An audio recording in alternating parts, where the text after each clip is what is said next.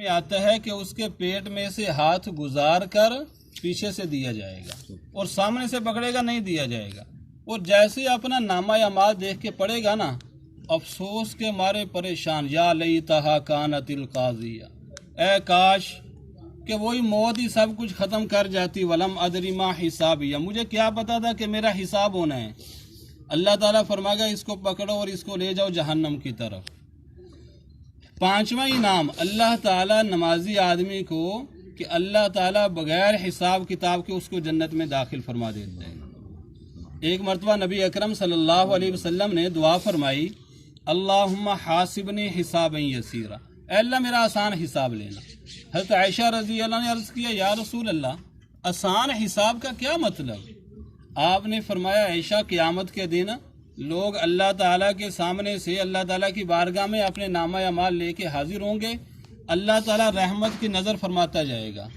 جس کو اللہ تعالیٰ نے فرما دیا نا کہ ذرا مجھے اس کا حساب دے دے، ذرا مجھے اس میری نعمت کا حساب دے دے، اے عائشہ وہ ہلاک ہو گیا۔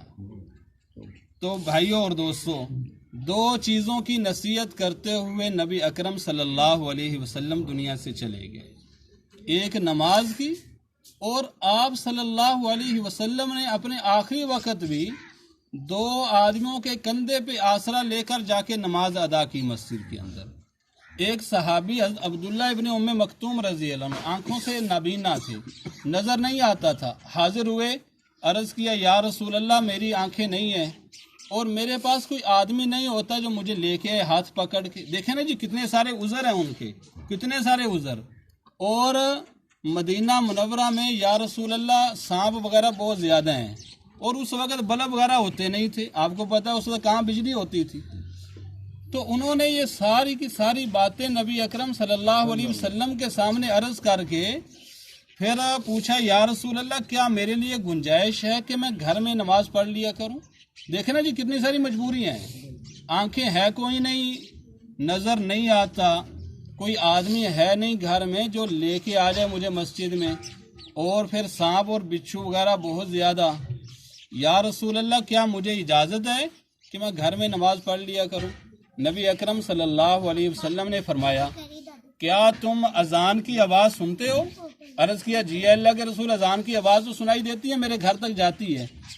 آپ نے فرمایا، پھر تمہارے لیے میں کوئی گنجائش نہیں پاتا ہوں، تمہارے لیے کوئی گنجائش نہیں۔ بہت سارے لوگ میرے دوستوں اور عزیزوں ویسے ہی گھر میں نماز پڑھ لیتے ہیں، کیا جی وہ جی بہت سارے وہ جی مسئلہ سنا تھا ٹیلی ویژن پہ، وہ کہہ رہے تھے گھر میں نماز ہو جاتی ہے۔ بھائی ٹیلی ویژن کے جو مسئلے ہیں نا وہ ٹیلی ویژن پہ ہی ہوتے ہیں، ادھر نہیں ہوتے، سمجھ آئی نا؟ ان کو سمجھنے کی بھی ضرورت ہے۔ بہت سارے لوگ ایسے ادھر مسئلہ سنا ادھر ہی، بھائی عالم کے پاس جاؤ، اپنی مسجد کے امام کے پاس، اس سے جا کے مسئلہ پوچھو، وہاں سے مسئلے کا پتہ چلے گا، سمجھ آئی نا؟ ٹیلی ویژن کا مسئلہ نہیں پتہ چلے گا، وہ تو پتہ نہیں کیسے کیسے بیان ہوتے ہیں۔ تو بہت سارے لوگ ایسے ہی مسجد میں آ کے کرسی پہ بیٹھ کے نماز پڑھنا شروع کر دی، ٹھیک ٹھاک ہوتے ہیں، بھائی پہلے مسئلہ پوچھ لینا چاہیے اپنے عالم سے، میری کرسی پہ نماز ہوتی بھی ہے کہ نہیں؟ کیوں جی؟ اپنی مرضی تو نہیں ہے نا جی، کم از کم مسئلہ آدمی پوچھے گا تو پتہ چلتا ہے۔ وما ملکت ایمانکم، دوسری چیز میرے دوستوں اور عزیزوں، نبی اکرم صلی اللہ علیہ وسلم جو دنیا سے فرماتے چلے گئے کہ اے میری امت اپنے ماتحتوں سے اچھا سلوک رکھنا۔ میرے دوستوں اور عزیزوں، آج ہم نے دونوں چیزوں کو کہاں تک اپنایا ہوا ہے؟ دونوں چیزوں کو ہی ہم بھول گئے، دونوں چیزوں کو ہی چھوڑا ہوا ہے۔ ایک صحابی ہے، عرض کیا، یا رسول اللہ ایک عورت ہے جو اکثر روزہ رکھتی ہے اور اکثر رات کو وہ کیا کرتی ہے؟ تہجد پڑھتی رہتی ہے، نماز پڑھتی رہتی ہے، لیکن پڑوسیوں سے جھگڑتی ہے۔ کیا کرتی ہے بھائی؟ پڑوسیوں سے جھگڑتی ہے، اکثر روزہ رکھتی ہے اور تہجد رات کو اکثر پڑھتی رہتی ہے، پڑوسیوں سے جھگڑتی ہے۔ فرمایا اس کو جا کے بتاؤ کہ وہ جہنمی ہے۔ وہ کون ہے بھائی؟ جہنمی ہے۔ المسلم من سلم المسلمون من لسانہ و یدہ، کامل مسلمان وہ ہے جس کی زبان سے اور اس کے ہاتھ سے کسی کو تکلیف نہ پہنچے۔ مسلمان کو تکلیف پہنچانا، مسلمان کو دل دکھانا، مسلمان کا دل توڑنا، میرے دوستوں اور عزیزوں یہ سب سے بڑا گناہ ہے۔